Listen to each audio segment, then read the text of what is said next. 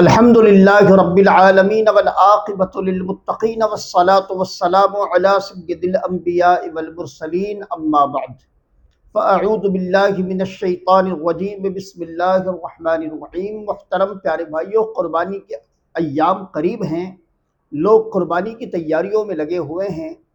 جو لوگ اجتماعی قربانی کا نظم کرتے ہیں انہوں نے بڑی تعداد میں جانور لینا شروع کر دیا ہے، اور جو لوگ اپنے اپنے گھروں کے حصوں میں مشتمل قربانیوں کا اہتمام کرتے ہیں انہوں نے بھی بازار سے جانور خرید کر اپنے گھر کے سامنے جانور باندھ دیا ہے۔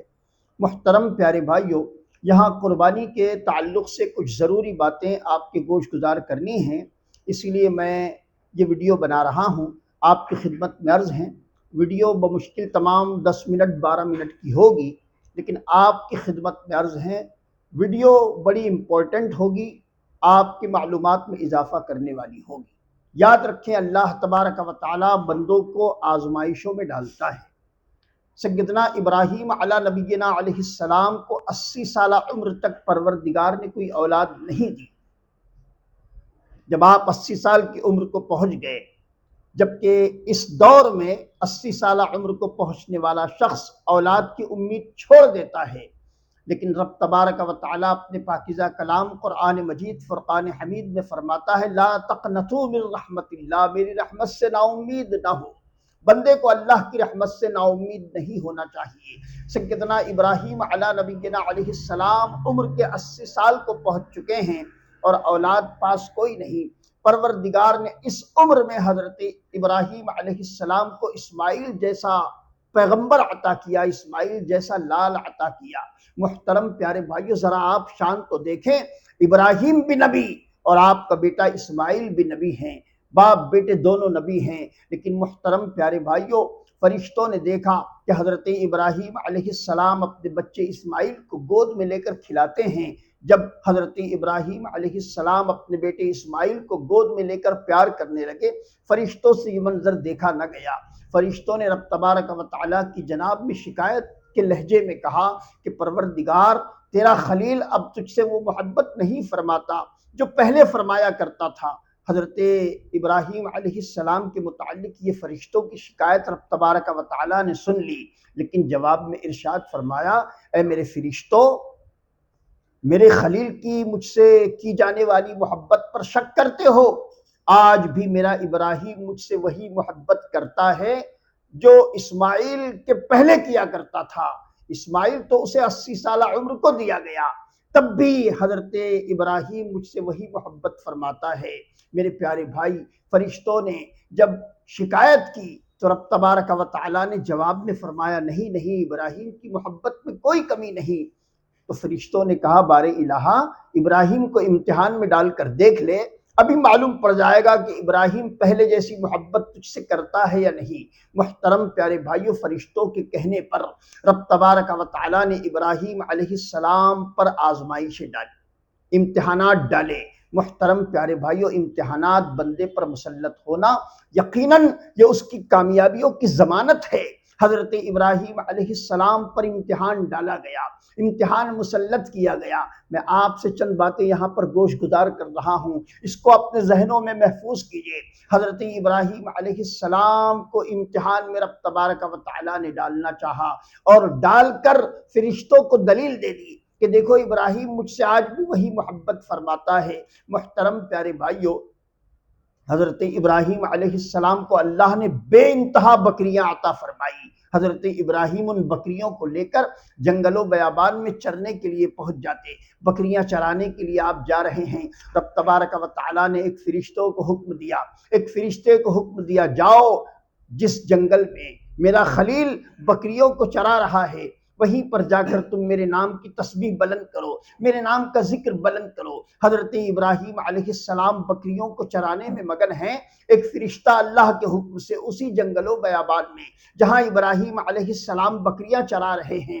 وہیں پر جھاڑیوں میں چھپ جاتا ہے، اور وہاں جھاڑیوں میں چھپ کر انسانی شکل میں اللہ کے ذکر کو بلند کرتا ہے۔ محترم پیارے بھائیو، حضرت ابراہیم علیہ السلام نے دائیں بائیں دیکھا، کوئی نظر نہیں آیا، لیکن اللہ کے ذکر کی آواز بدستور بلند کی جا رہی تھی۔ حضرت ابراہیم علیہ السلام اللہ کی یاد میں لگ گئے، اللہ کا ذکر سننے میں محو ہو گئے، بکریاں ایک طرف کو نکل گئی۔ محترم پیارے بھائیو، حضرت ابراہیم علی نبینا علیہ السلام نے دیکھا کہ چند لمحے کے بعد وہ ذکر کی آواز بلند جو ہو رہی تھی اب وہ بند ہو گئی۔ حضرت ابراہیم علیہ السلام نے آواز دی، کون ہے جو اللہ کا ذکر بلند کر رہا تھا؟ ایک فرشتہ حاضر ہوتا ہے اور عرض کرتا ہے، اے ابراہیم، ہم اللہ کا ذکر یہاں پر بلند کر رہے تھے۔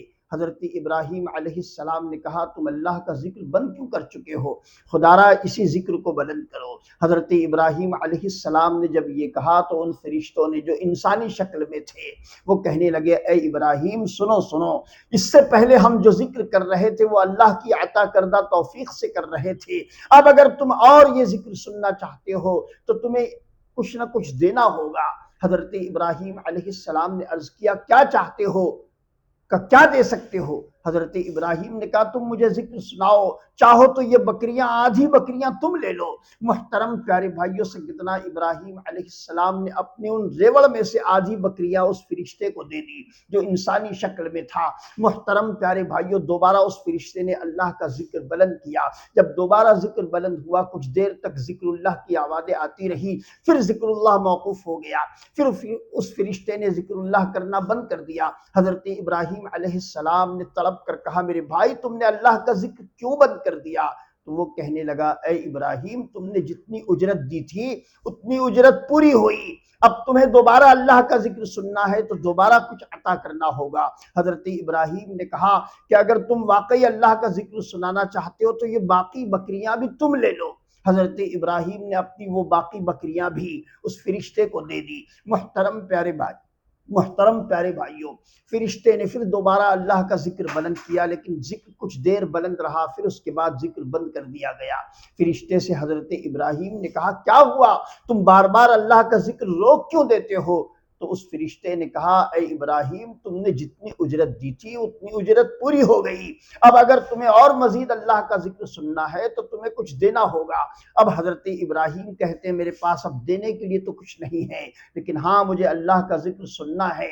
تم چاہو تو یہ بکریاں جو میں نے تم کو دے دی ہیں، اس کو چرانے کے لیے تمہیں کوئی چرواہا تو لگے گا، تم اگر کہو تو میں یہ بکریاں جو تم کو دے چکا ہوں اس کو چرانے کا کام میں انجام دوں گا، بکریاں تمہاری ہوگی لیکن چرواہے کا کام میں کروں گا، لیکن تم مجھے اللہ کا ذکر سناؤ۔ محترم پیارے بھائیوں، وہ فرشتہ پھر دوبارہ اللہ کا ذکر بلند کرتا ہے اور حضرت ابراہیم علیہ السلام اب اپنی تمام بکریاں اس کو دے کر اس بکریوں کو چرانے کا کام یعنی چرواہے کا کام انجام دے رہے ہیں۔ فرشتے عاجز آ گئے اور رب تبارک و تعالیٰ کی جناب میں عرض کرتے ہیں، بارے الہا، ہمارا اپنا سوچنا غلط تھا، تیرا ابراہیم آج بھی تجھ سے وہی محبت فرماتا ہے۔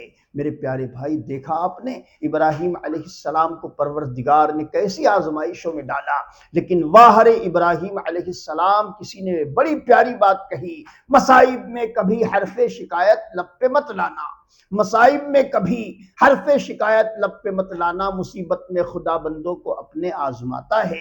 محترم پیارے بھائیوں، پروردگار نے کیسی کیسی آزمائش میں ابراہیم کو ڈالا، لیکن ابراہیم ہر آزمائش پہ ثابت قدم رہے، اور اللہ تبارک و تعالیٰ فرماتا ہے، ان الذین قالوا ربنا اللہ ثم استقاموا تتنزل علیہم الملائکہ، وہ لوگ جو ایمان لائے اور اس پر ثابت قدم رہے، ان کی طرف ملائکہ نازل کیے جاتے ہیں ان کی مدد کے لیے۔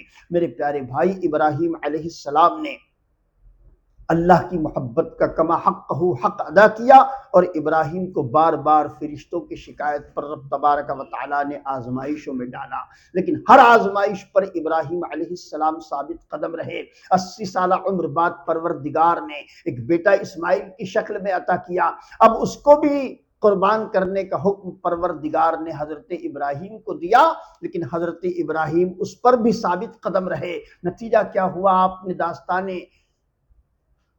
اسماعیل بارہا سنی ہے۔ حضرت ابراہیم نے اپنے بیٹے اسماعیل کو دولہا بنایا، قربان گاہ پہنچایا، اور قربان گاہ پہنچانے کے بعد بیٹے اسماعیل کو قربان گاہ میں لٹایا، اور لٹانے کے بعد چھری حضرت اسماعیل کی گردن پہ چلانی شروع کی۔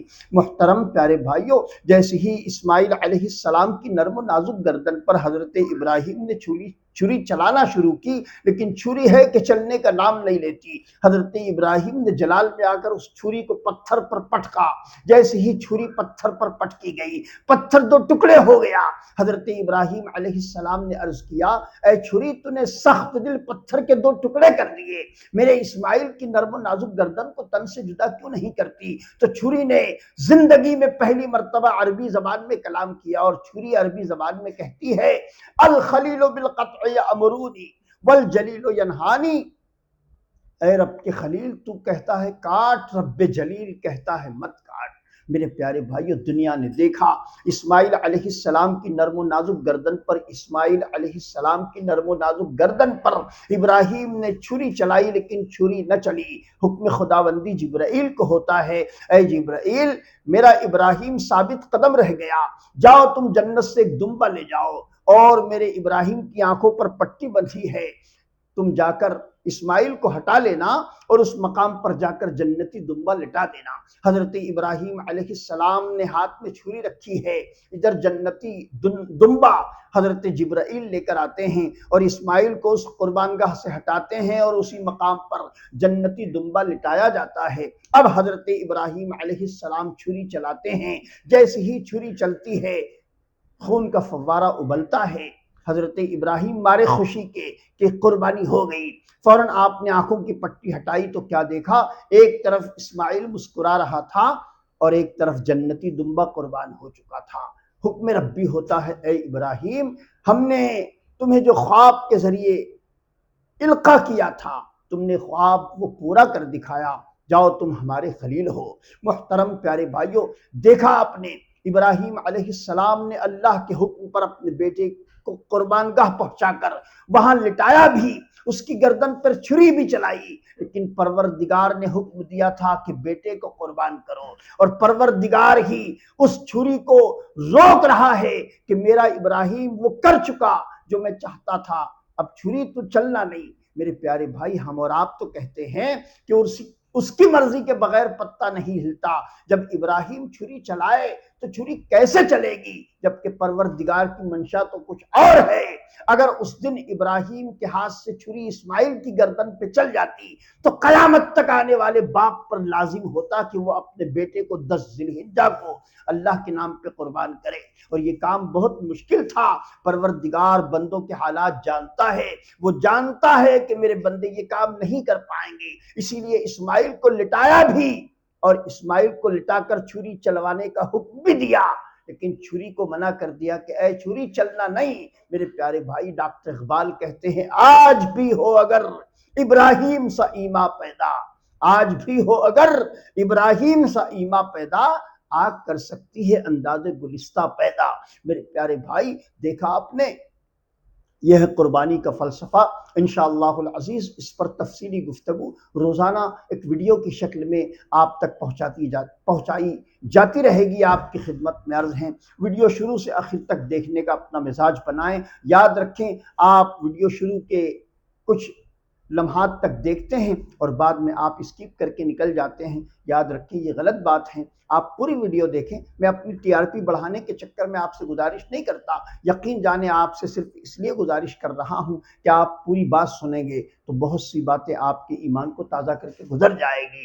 رب تبارک و تعالیٰ مجھے اور آپ تمام کو قربانی کے فلسفے کو سمجھ کر اللہ تبارک و تعالیٰ کے حکم پر بجا لاتے ہوئے، اللہ کا حکم بجا لاتے ہوئے قربانی کرنے کی توفیق رفیق عطا فرمائے۔